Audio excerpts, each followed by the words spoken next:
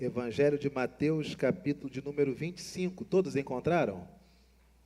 O que faz algumas pessoas elas terem determinadas experiências com Deus e outras não? Por que alguém muitas vezes parece muito espiritual, ao passo que outros parece que não desenvolveram ainda a sua espiritualidade? Por que tantas pessoas às vezes são tão envoltas em milagres, ao passo de que muitas vezes você se considera alguém de que por mais que vá sempre à igreja, ou vá eventualmente à igreja, mas que conheça a estrutura doutrinária da igreja, parece que esse sobrenatural não te acompanha tanto. Em algum momento da vida você já chegou a refletir sobre pensamentos desse tipo? Parece que em alguns locais o normal é o milagre. Mas na nossa vida, se o dia 5 caísse no sábado, já seria um milagre, que eu pagarei a conta dia 7, segunda-feira.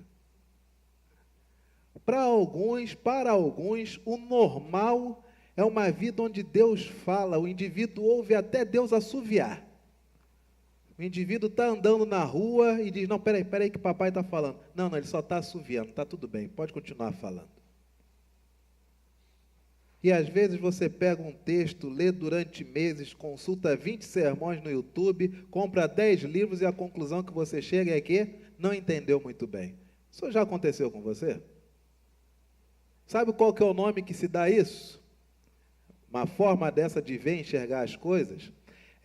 Isso não tem nada a ver com o Evangelho. Isso se chama misticismo. Uma vida que é totalmente voltada a circunstâncias sobrenaturais, que não enxerga como algo natural o agir de Deus.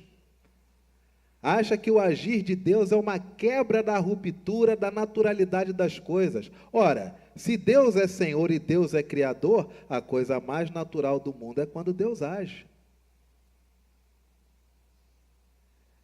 Algumas pessoas às vezes perguntam por que no Novo Testamento nós vemos os discípulos curando tantas pessoas e hoje em dia você não vê isso. Não foram tantas pessoas que foram curadas, tanto é que você conta nos dedos. Se você abrir sua Bíblia agora e começar a contar as pessoas que foram curadas, você vai contar nos dedos. E como nós lemos em tempo corrido, nós achamos que aquilo era um dia atrás do outro.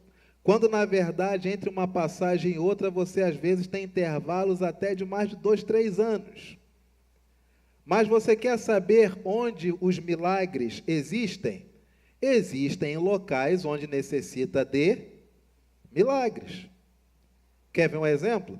Uma família desta no bairro da Salgadeira, que tem 10 crianças, a mãe é sozinha e a casa não tem nem luz.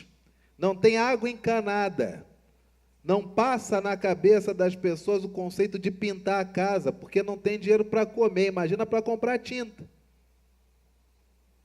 De repente chega alguém lá dizendo que foi enviado por uma igreja, e entrega 25 pares de sapato e uma mala cheia de roupas, todas separadas, lavadas, etiquetadas no plástico. Isso para elas é o quê?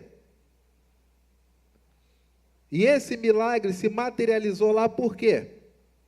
Porque lá precisava. Você quer ver pessoas serem curadas de forma milagrosa? Vai para um ambiente de guerra. Vai lá na Síria. Vai na Nigéria. Visita Mogadiscio. E você vai ver milagres. Por quê? Porque lá não tem nada. Mas nós temos alguns crentes no século 21, com 500 anos de reforma, querendo o quê? Eu estou com dor de cabeça. Meu plano de saúde é Caberge, é Unimed, é Silvestre, é Golden Cross, é a 1000. Mas não vou usar não. Pela fé Deus vai me curar, porque eu sou filho de Deus.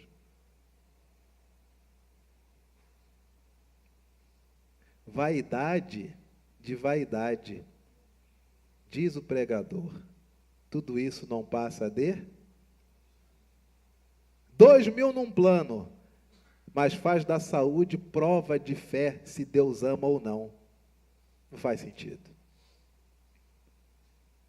Desmistificando isto, ainda assim, você tem pessoas que começam a viver e querem experimentar o Evangelho, mas parece que não vai. Por que será? O que acontece? A pessoa é até boa, faz o bem, mas não rola. O que será que é? Mateus capítulo 25.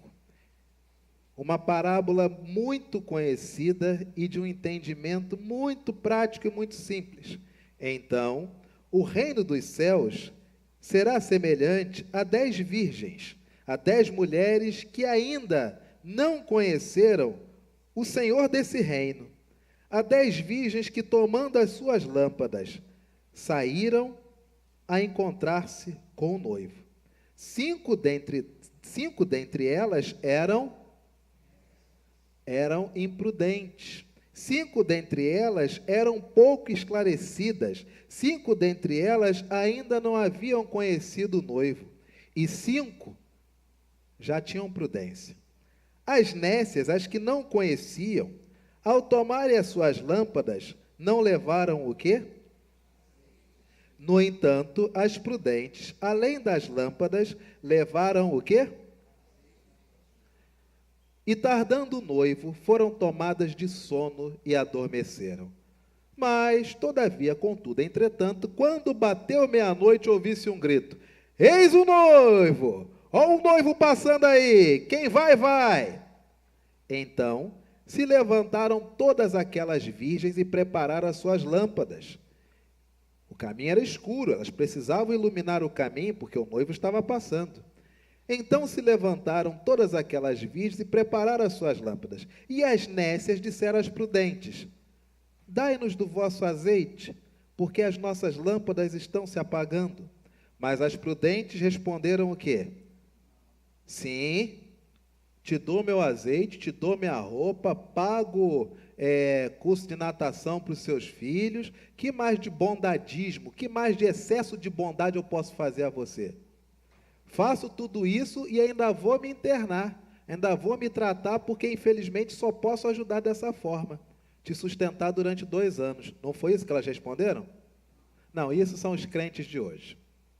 Os crentes de hoje é que gostam de dar a mais do que o que foi pedido e ainda se lamentam por não poder ajudar a mais naquilo que nunca lhes foi pedido.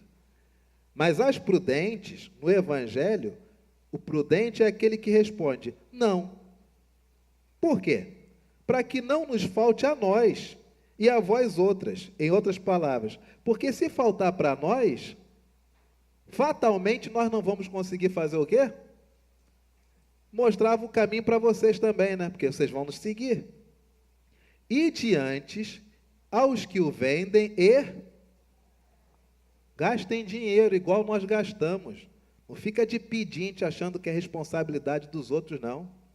Tira do teu bolso igual eu tirei. E, saindo elas para comprar, chegou o noivo. E agora? E as que estavam apercebidas entraram com ele para as bodas. E fechou-se a porta. Ah, meus amigos, mais tarde chegaram as virgens nécias clamando: Senhor, Senhor, abre-nos a porta. Mas ele respondeu: Olha, sinceramente, nem conheço vocês. Vigiem, pois, porque vocês não sabem o dia nem a hora.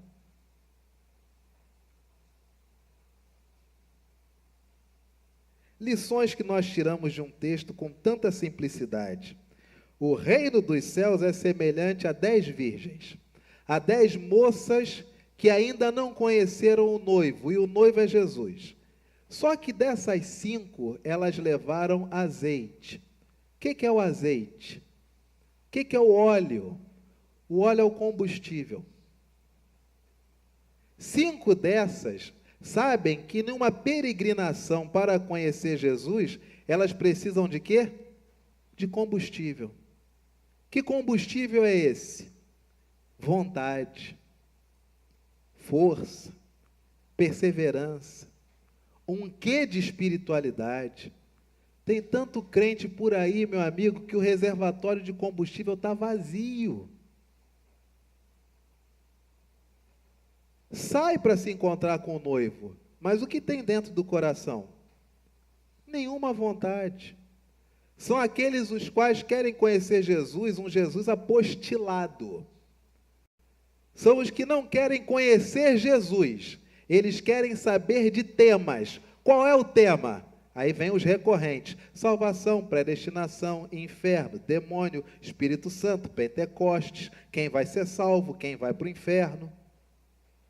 São aqueles cujo a vontade não está em Jesus. A vontade está em ser conhecido como alguém que quer encontrá-lo, mas não tem combustível, não tem azeite. No Evangelho, guarda bem isso. Se você trouxe papel e caneta, anota. Isso vale a pena não apenas para você, mas para aqueles aos quais você pretende deixar o seu legado de fé, para os seus familiares, que vão ter acesso às suas memórias, das suas experiências com Deus. Anota aí. Evangelho é experiência. E não existe experiência. Você não compartilha experiência, você compartilha testemunho. Eu fui lá em Aliança. Você foi em locais muito piores na sua vida. Mas a minha narração não faz de você alguém que foi transformado pela experiência, porque a experiência é minha. A sua narração do que Deus faz na sua vida não faz de mim alguém que compartilhou dessa experiência, porque essa experiência é somente de quem? É sua. Evangelho é experiência. Mas igreja muitas vezes se torna uma tentação. Por quê? Porque se o pastor viajar para missões, você cai na esparrela de achar que você teve todas as experiências de alguém que viaja para missões. Não. Os testemunhos falam a você, a sua mente se abre para um nível onde a sua reflexão é: eu posso fazer mais. Mas se você não fizer este mais, é tão somente ter ouvido um testemunho, só isso. Percebe a diferença? Quando nós ouvimos testemunhos, brota em nosso coração o desejo de fazer mais. E o Evangelho começa quando você começa a fazer mais. Por isso que você tem pessoas que há 50, 60, 70, 100 anos, 1 ano, 2 anos, 5 anos, não interessa, elas estão sempre compartilhando testemunhos e acham que o ímpeto de tentar fazer mais já significa transformação. Não. Porque esse mesmo ímpeto você tem vendo Teleton, talvez você estivesse vendo Criança Esperança, talvez você estivesse vendo Globo Cidade, os mutirões de cidadania. Experiências dos outros não são suas experiências. Experiências dos outros são testemunhos que servem de reflexão para você. Mas se esta reflexão não se torna em você uma prática, você é uma virgem com uma lâmpada sem azeite. Você quer encontrar o noivo. Se você se separou, você se selecionou para isso, você está com a sua lâmpada na mão, você só não tem combustível. Você sabe o nome dele, sabe o endereço, você sabe tudo. Mas o que você faz com tudo isso?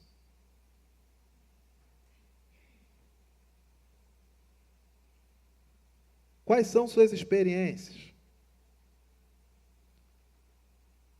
O que Jesus tem falado a você, observando as Escrituras, e você tem posto em prática? E você tem visto quanto a sua vida tem mudado quando você passou a enxergar Deus como Pai?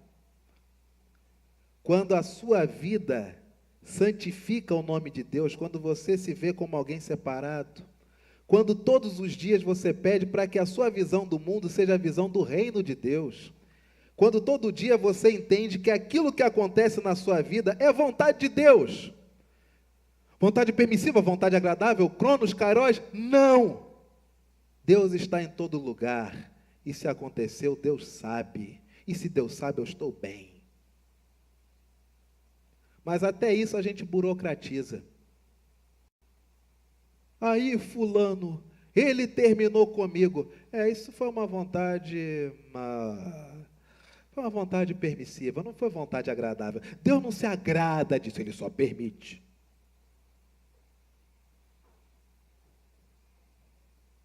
Discovery de vontade de Deus no Evangelho, você no máximo tem um salmista que diz o quê? E o que a mim me concerne, o Senhor há de me levar a bom termo. Você tem Jesus que dizendo, Pai, se possível, afasta nesse momento essa gama, essa efusão de sofrimentos, essas transfusões de sensações que eu nunca senti antes, na eternidade, que agora me consomem aqui. Pai, todavia, seja feita a tua vontade.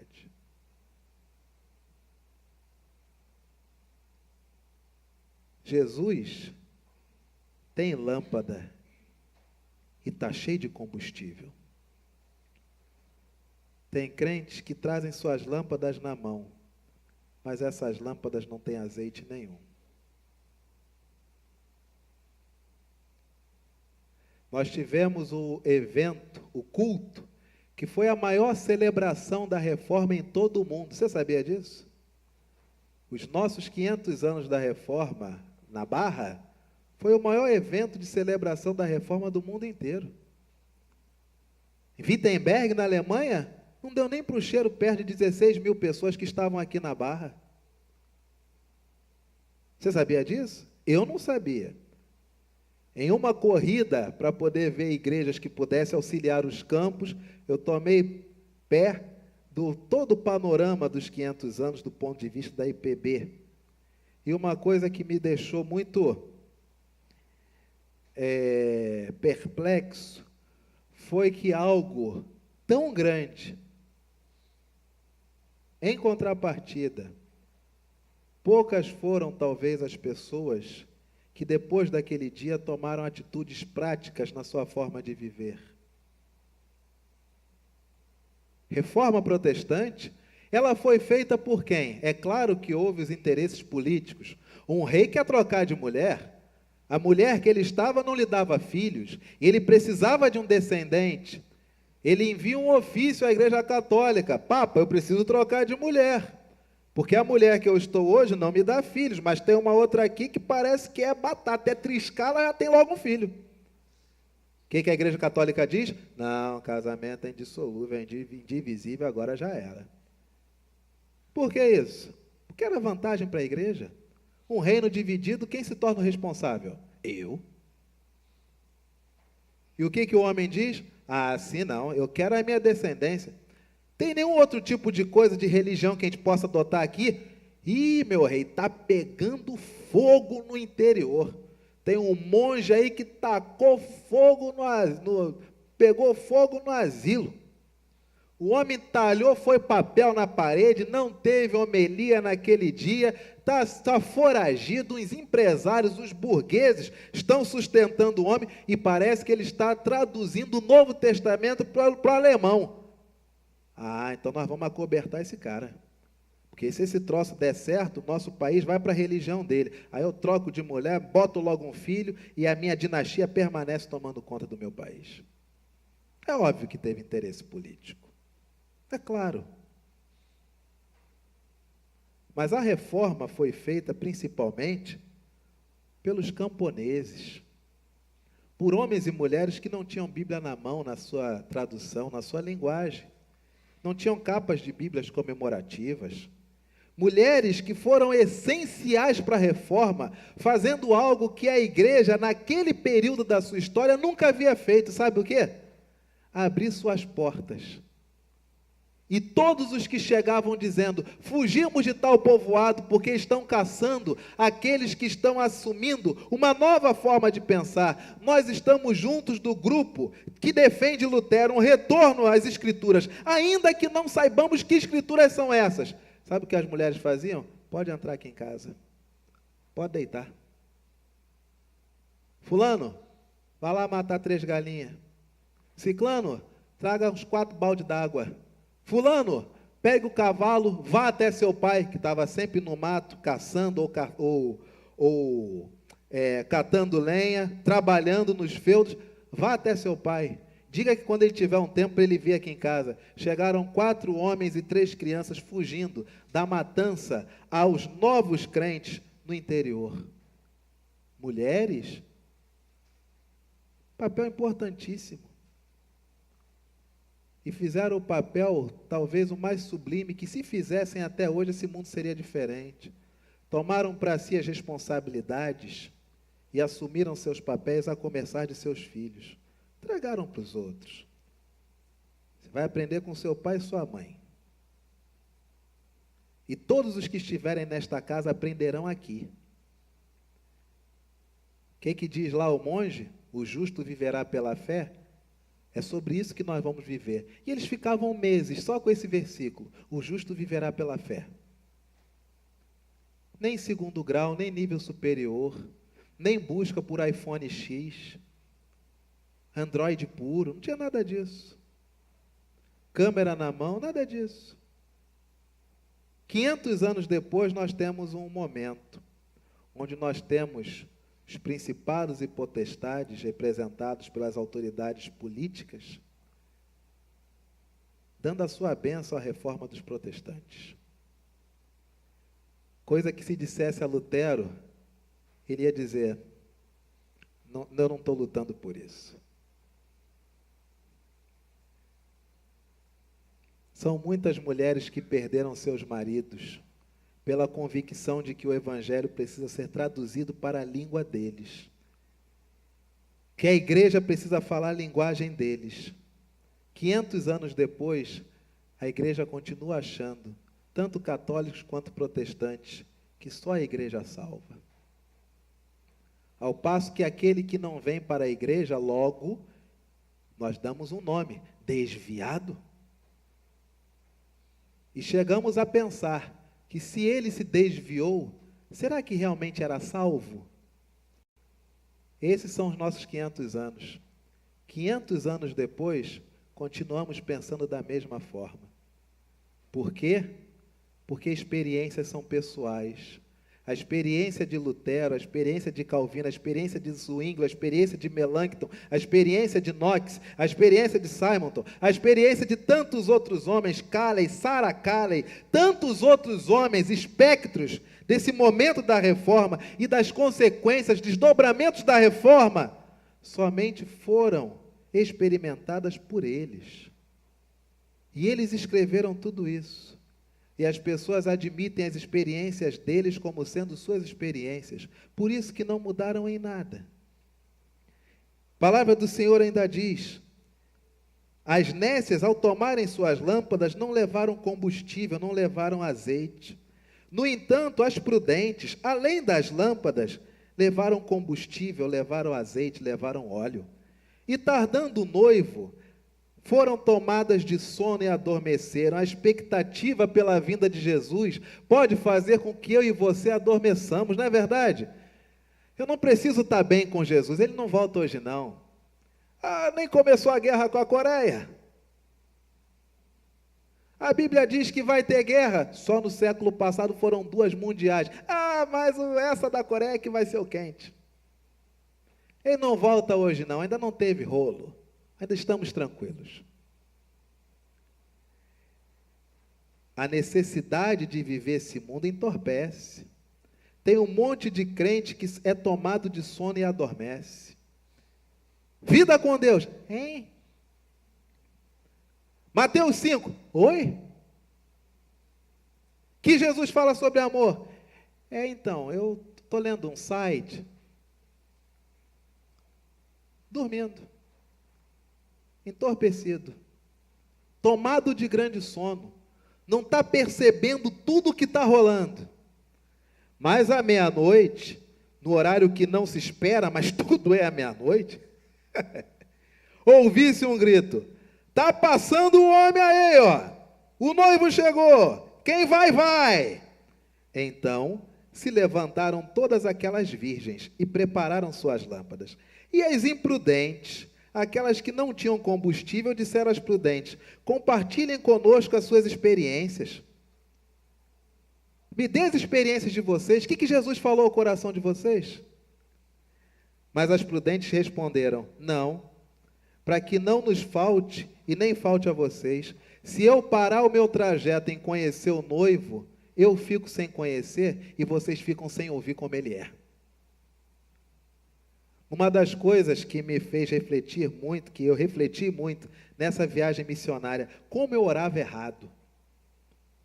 Que vergonha! 38 anos de idade, desde os 5 anos na igreja, orando errado. Que vergonha! 33 anos orando errado. Exemplo. Estamos eu, fulano, beltrano e ciclano servindo ao Senhor. Fulano está triste, beltrano está chateado, ciclano está insatisfeito. O que eu fazia? Meu Deus, abençoa fulano, abençoa beltrano, abençoa ciclano. Beltrano, você é importante, ciclano, você é importante, fulano, você é importante. Sem você a obra não vai, sem você a obra não vai, sem você a obra não vai. Vamos juntos, vamos juntos, vamos juntos. Chegando lá nessa viagem missionária, 5 minutos de sertão me fez lembrar tudo que eu tinha aprendido em Paulo Afonso, que o entorpecimento da capital tira de nós. Em 1 hora dirigindo, eu já estava pensando um monte de coisa que eu tinha que alterar na minha vida. Quando cheguei na cidade, em Aliança, para fazer o check-in, eu já estava pensando o que podia ajudar nos campos. No dia seguinte, eu estava pensando um monte de obra aqui na igreja. No outro dia, eu comecei a ver o quanto que eu orava errado, até aquele momento. Porque Jesus não diz que você deve o tempo todo ficar insistindo com as pessoas para fazer a obra do Senhor. Ele não diz isso. O que ele diz? O campo, ele é muito grande. E os dispostos a trabalhar no campo são pouquíssimos.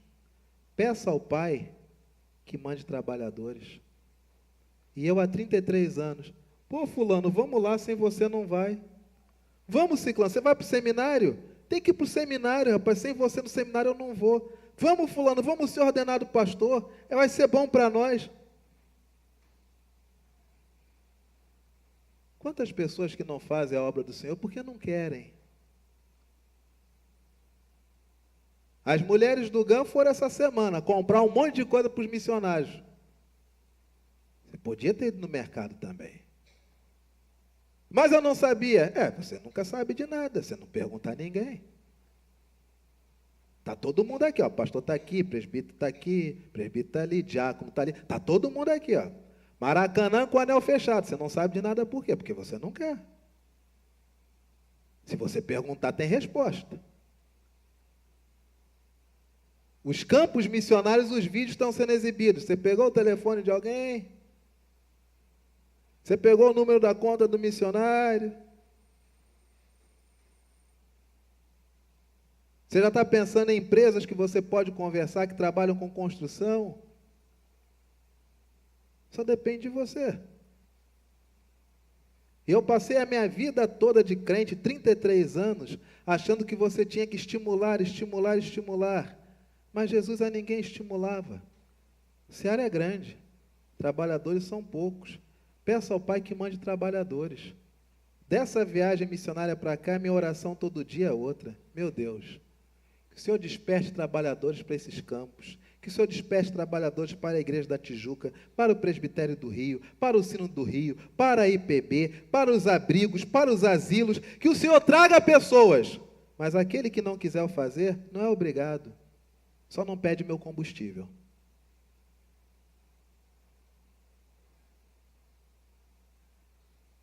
Só não peça combustível. Porque se me faltar combustível, eu não posso conhecer o noivo. E não vou ter experiência para dizer como é que é o noivo. Mas o que você tem de virgem sugador de combustível, meu amigo, não está no gibi. Estou fazendo a obra do Senhor. Não, peraí, conta para mim um pouquinho, como é que é essa obra? Quando estiver pronto, você vai ver. Não, peraí, eu preciso entender o processo. Tira a mão. Não, peraí, que tem que ter comunhão, vou botar a mão aqui. Meu amigo, vai te drenando o combustível. O combustível vai vazando de você. Você não vai percebendo. Mas cada passo que você na obra do Senhor tem que dar, que você para justificar o passo, já está indo embora o combustível. Com Jesus, minha filha está doente, vamos lá. Filha dele já morreu, sai todo mundo. Fica Pedro, Tiago, João e os pais da criança. Ele olha a criança, o que ele diz? Não está morta, para mim é como se dormisse. Talitá cumi, menina eu te mando, levanta e anda. Agora dei de comer essa criança. Se fôssemos nós, minha filha está doente. Ih, rapaz, né? Caso é doença, né? Mas é doença do corpo ou doença de alma? Ih, rapaz, eu vou ver se eu posso ir levar as pessoas, tá bom? Fulano, Beltrano, vamos comigo? Não, não quero ir não. Pô, fulano, sem você eu também não vou. Ciclano, sem você eu também não vou. Sem vocês dois eu também não vou. Sem vocês dois eu bato o pé, eu não telo ir. Jesus, Pedro, Tiago, João, vamos embora. Senhor, é avançada a hora. Manda embora esse povo, porque daqui a pouco eles vão sentir fome. Deem vocês mesmo o que comer. E nós vamos nos virar em dinheiro? Então vejam quantos pães e peixes tem por aí. E quando trouxeram, Jesus multiplicou e mandou entregar. Já pensou? Meus discípulos, se vocês não crerem, eu não vou conseguir fazer um milagre. Eu dependo da energia de vocês, da fé. O que Jesus faz? O campo, ele é muito grande. Trabalhadores são pouquíssimos. Peça ao Pai que mande trabalhadores para a seara. Mas eu fiz a minha vida toda errada. Eu achava que de mim mesmo, se você desse palavras estimulando as pessoas, elas de si tomariam interesse de fazer. Mas Jesus de si nunca fez isso. Porque as pessoas não fazem. Nesse tempo todo seu de crente, quantas vezes você saiu de casa tão somente para consolar enlutados? Você, de si, sem ser uma programação da igreja, sem CNPJ, você, como discípulo de Jesus. Quantas vezes você foi a um orfanato, sem contar o ímpar? Orfanato qualquer um. Ou até mesmo que seja um ímpar, mas você foi de si, não no 7 de setembro, não numa programação da sua igreja. Você foi lá para ler uma história para uma criança. Quantas vezes você ficou sentado em um hospital à disposição de quem chegasse para pedir uma oração? E quantos anos você tem de crente?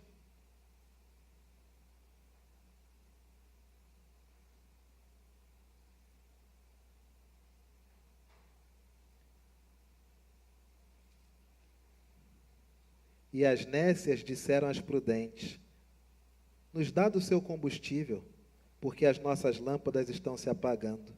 Mas as prudentes responderam: não, para que não falte a nós e por tabela não falte a vocês. Vão vocês antes aos que vendem e adquiram vocês mesmas as suas próprias experiências. Saiam e paguem o preço. Pague o preço de conhecer Jesus. Pague o preço de ler o Evangelho. Pague o preço de chamar a sua esposa à oração e ela lhe disser não. Pague o preço de chamar seu filho à oração e ele perguntar: por que isso agora? Nós nunca fizemos isso.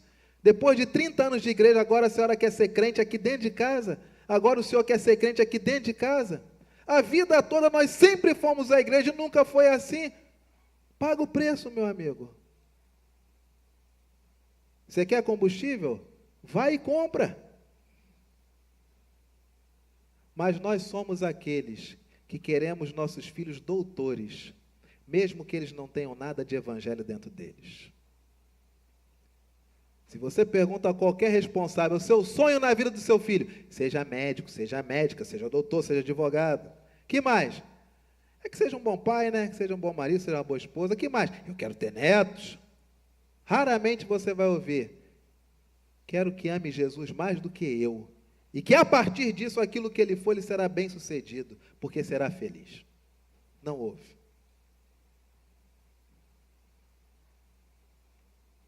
E sabe o que eu achava? 33 anos da minha vida eu achei que sermão mudava isso. Não muda. Seara é grande, os trabalhadores são poucos. Peça ao Senhor do campo que envie mais trabalhadores para o campo. É isso que Jesus diz. A palavra do Senhor ainda diz: e saindo elas para comprar, chegou Jesus, chegou o noivo. E as que estavam apercebidas entraram com ele para as bodas, para o banquete, para a comunhão do relacionamento. E a porta se fechou. Mais tarde chegaram quem? As virgens nécias clamando: Senhor, Senhor, a gente perdeu, abre-nos a porta. Mas ele respondeu: olha, vocês vão me desculpar, mas aí não tem nem iluminação para eu ver o rosto de vocês, eu nem conheço. Vigiem, pois, porque não sabeis o dia nem a... Aí quem lê isso em um primeiro momento acha o quê? As 5 que foram recusadas, elas não foram recusadas, elas se recusaram, é diferente, porque ele passou num caminho que as 10 viram, mas aquelas 5 não levaram combustível. As 5 que se recusaram, quando voltam, pedem para entrar, e o noivo diz que não pode, a conclusão do indivíduo qual que é? Ih, foram para o inferno. Ó. Eita, foram para o inferno. Mas não. A palavra do Senhor diz que o reino dos céus é semelhante a quantas virgens? Essas 10 estão no reino. O tema não é céu e inferno. O tema é sua qualidade de vida enquanto neste mundo, o quanto que você pode conhecer mais de Jesus, mais do noivo ou não. Esse é o tema da parábola. A parábola encerra dizendo: em verdade vos digo, não dá para ver nem o rosto de vocês, mas vigiem, porque vocês não sabem nem o dia nem a hora que eu vou passar de novo. Eu estou sempre passando. Se mantenham agora como se mantiveram aquelas outras 5, porque agora vocês têm combustível. É só aguardar. Daqui a pouco eu passo aí. Por isso que a parábola não é a parábola das 5 virgens que foram salvas, é a parábola das 10 virgens. Porque o reino dos céus tem isso. É o tempo todo você está ali. E quando você percebe que é a hora de Jesus, meu combustível. Não tenho combustível, você larga, você adquire as suas próprias experiências. O pastor pregou, é problema dele. Agora são as minhas experiências. Jesus, eis aqui a minha mente, eis aqui meu coração. Estou aqui para o Senhor. O que tu queres de mim? O que queres do teu servo? Faz em mim conforme te aprouver. Aí, meu amigo, Jesus revoluciona a tua vida toda. E você chega todo feliz dizendo: agora eu posso entrar, porque eu tenho minhas experiências. Você conhece, não o Jesus histórico, não o Jesus de Lutero, não o Jesus de Calvino, não o Jesus do Anderson. Você conhece o Jesus de Nazaré? Se você conhece o Jesus de Nazaré, quantas experiências com ele que revolucionaram a sua vida, o seu coração, que mudaram radicalmente sua forma de ver a existência, que te deram paz para compreender a finitude desse espaço-tempo e te deram plena convicção de que a eternidade, a ausência do tempo é o que lhe espera. Um Deus que está em todos os lugares ao mesmo tempo e que tudo está dentro dele, e é por isso que todas as coisas convergem dentro dele, e é só por isso que ele é a sustentação de tudo que existe.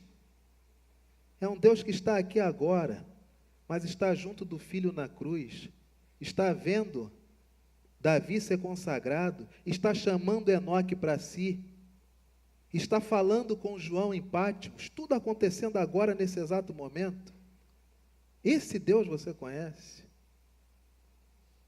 Esse Jesus te é íntimo? Só você sabe. Só você sabe o tamanho da sua lâmpada. Só você sabe o seu combustível. Nesse espírito, coloquemo-nos de pé.